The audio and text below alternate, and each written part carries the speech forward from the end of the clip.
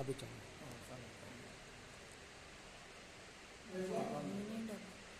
हम अपना बाइबल खोलेंगे और वचन निकालेंगे। इब्री 11 की किताब, इब्री की किताब तो 11 है और उससे 24 से 26 वचन हम पढ़ेंगे।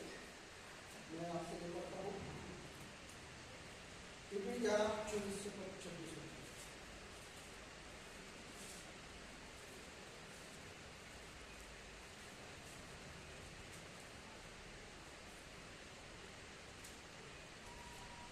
मोशाने पाऊल झाल्यावरती आपणास फारोच्या कन्याचा पुत्र म्हणण्याचे विश्वासाने नाकारले.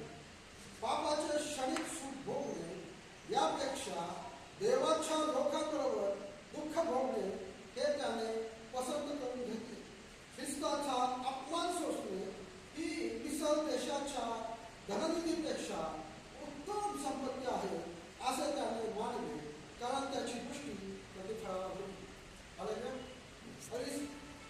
या वर्षामध्ये आपण पाहतो की मोशाविषयी इथं बायबलमध्ये इब्रीचा लेख जो आहे, इब्री लोकांचा त्या पुस्तकाचा लेखक जो पौल आहे तो मोशाविषयी काय बोलत आहे, मोशाविषयी काय माहिती देत आहे. आणि इथं तो मोशाविषयी सांगत आहे. आणि पुन्हा जर तुम्ही हे केलं, हेडिंग पाहिलं तर श्रद्धेच्या सामर्थ्याची उदाहरण, विश्वासाची सामर्थ्याची उदाहरण असं या 11व्या अध्यायाचं हेडिंग आहे. मराठी आहे. आणि ह्यामध्ये आपल्याला पाहायला मिळतं की मोशाविषयी हा लेखक जो पौल आहे, ज्याने हे पत्र लिहिलेलं आहे, तो मोशाविषयी ही गोष्ट सांगत आहे. मोशाच्या विश्वासाविषयी, मोशाच्या जे श्रद्धा आहे, विश्वास आहे, त्याविषयी तो वचन सांगत आहे. आणि तो सांगत आहे मोशाने प्रौढ झाल्यावर आपणास फारोच्या कन्याचा पुत्र म्हणण्याचे विश्वासाने नाकारले. हालेलुया. मोशे मानने सकते, मोशे जो निर्गम के अध्याय में हम पढ़ सकते हैं मोशे के बारे में, जो इब्री लोगों में से था. लेकिन जब उस वक्त के फरो राजा ने फरमान निकाला कि जो भी छोटे बच्चे हैं इब्री लोगों के उनको मार डालो, तब उसे कैसे तो छुपा के नदी में भेज दिया. और जब नदी में भेज दिया तो फारो की कन्या ने उसको स्वीकार कर लिया. लेकिन जब वो मोशे बड़ा हो गया तब उसे समझ में आया कि हम फारो के बेटे नहीं है. तब उसे समझ में आया कि हम मिस्री नहीं है. तब उसे समझ में आया कि हम इब्री लोगों में से हालेलुया, हम परमेश्वर के लोगों में से एक है, हम इस्राएली लोगों में से एक है. ये उसे कब पता चला? जब वो मैच्योर हो गया, जब वो प्रौढ झाला, जेव्हा तो प्रौढ झाला, मोठा झाला, मॅच्युअर झाला, तेव्हा त्याला समजलं की आपण मिस्री लोकांपैकी नाही आहे, आपण फारोच्या पुत्रांपैकी नाही आहे, तर आपण कोण आहे? आपण इस्रायल लोकांपैकी आहे. आपण कोण आहोत? देवाच्या लोकांपैकी आहोत. आपण इस्रायल लोकांपैकी आहोत. आपण देवाचे निवडलेले लोक आहोत. हे त्याला समजलं जेव्हा तो प्रौढ झाला, जेव्हा तो मॅच्युअर झाला, तेव्हा त्याला समजलं. Hallelujah, praise God. जब वो बच्चा था तब उसे समझ में नहीं आया. हालेलुया. जब वो बच्चा था तब उसे समझ में नहीं आया. लेकिन जब वो बड़ा हो गया तब उसे समझ में आया कि हम किसके बेटे हैं, हम कौन है, हमारी आइडेंटिटी क्या है. ये तब उसे पता चल गया. और जब उसे पता चल गया तब अगला जो वचन है, जो मेन वचन है, उस पर हम मनन करने वाले वो है 25. पापाचे क्षणिक सुख भोगणे यापेक्षा देवाच्या लोकांबरोबर दुःख भोगणे हे त्याने पसंत करून घेतले. Praise God. हालेलुया. ये मेन वचन है जिस पे आज हम मनन चिंतन करने वाले हैं. इसमें हम देखते हैं कि जब वो बड़ा हो गया, मैच्योर हो गया और उसे अपने खुद की पहचान हो गई, तब उसने क्या किया? वो अच्छे राजमार्ग में था. एक राजा के महल में एक राजकुमार के जैसा वो जीना जी रहा था. Hallelujah, praise God. लेकिन जब उसे असलियत पता चल गई कि हम कौन है, हम किन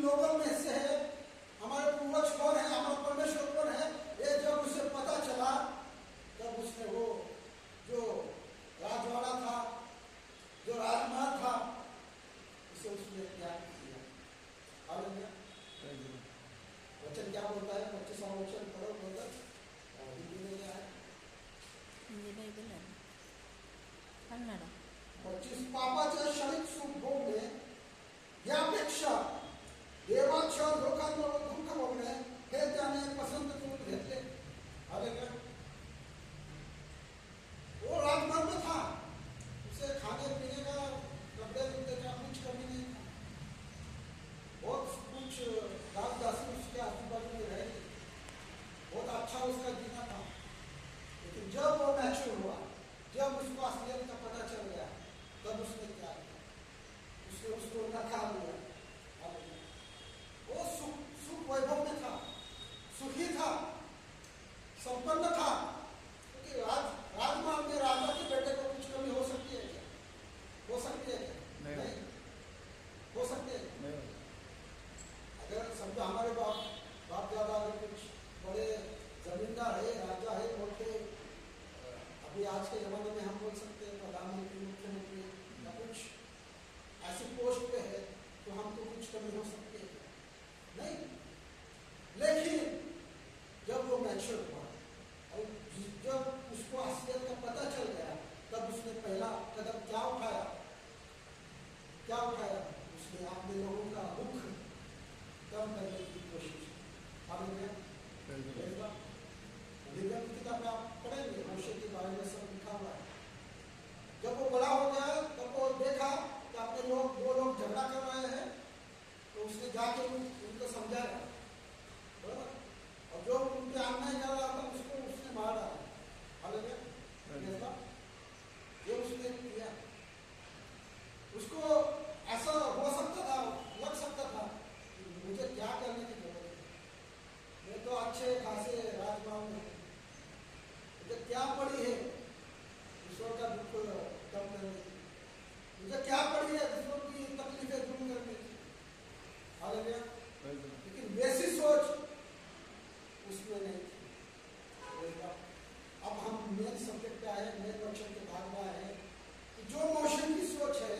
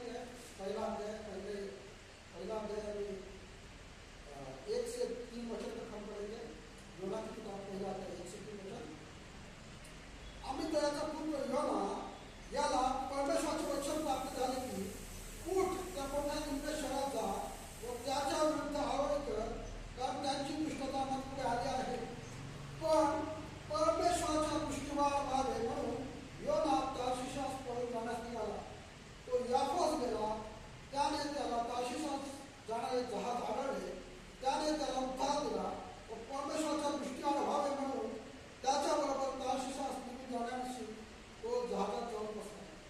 बघा इधर हम योना के बारे में देखते हैं योना की सोच कैसी है. जब परमेश्वर ने योना से कहा तू जाके निनिवे शहर में जाके उपदेश कर और लोगों को बोल कि तुम्हारी दुष्टता बढ़ गई है, पश्चाताप करो. जब योना ने क्या किया? वो भाग गया. परमेश्वर के दृष्टि की आड़ होने के लिए दूसरे गांव में जाने की जहाज में गिर गया. हालेलुया. Praise God. क्योंकि योना को कुछ पता नहीं था निनिवे के लोगों का. ठीक है, योना को निनिवे के लोगों के बारे में कुछ चिंता नहीं थी, कुछ पता नहीं था. इसलिए उसने क्या किया? तो परमेश्वर ने बताया फिर भी वो भाग गया.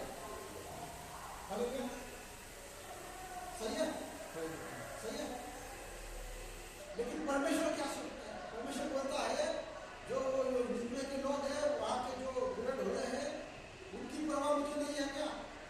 उनकी जान की कीमत मुझे नहीं है क्या?